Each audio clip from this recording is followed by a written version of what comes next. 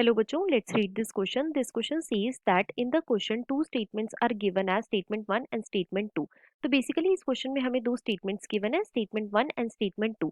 Statement 1 is saying net primary productivity is the available biomass for the consumption to autotrophs, and statement 2 is saying 4 into 10 raised to power 13 kg of carbon is fixed monthly in the biosphere through photosynthesis.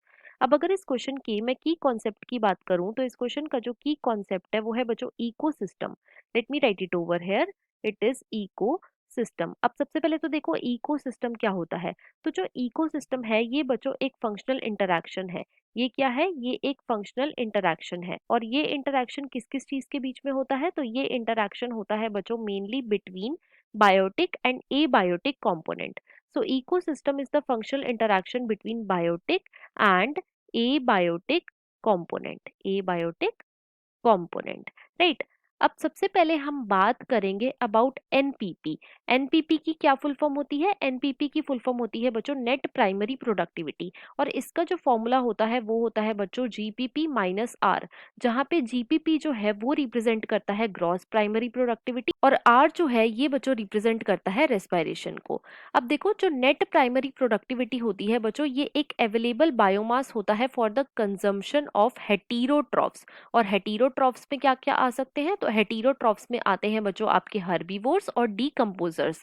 तो इसके according जो हमारी statement 1 given है वो incorrect हो जाएगी, क्योंकि यहाँ पे हमें गिवन है ऑटोट्रॉफ्स। लेकिन नेट प्राइमरी प्रोडक्टिविटी क्या है? ये एक अवेलेबल बायोमास होता है for the consumption of heterotrophs. तो स्टेटमेंट 1 जो है ये इनकरेक्ट गिवन है। स्टेटमेंट 2 में हमें गिवन है 4 into 10 raise to power 13 kg of carbon is fixed monthly in the biosphere through photosynthesis. तो बच्चों ये स्टेटमेंट भी हमारी इनकरेक्ट है। क्यों?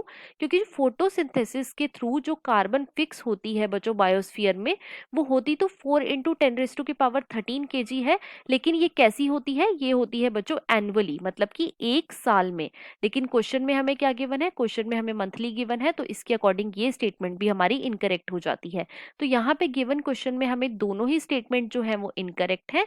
तो इसके अकॉर्डिंग जो हमारा मोस्ट अप्रोप्रिएट ऑप्शन है वो है option number 2, that is both statement 1 and statement 2 are incorrect.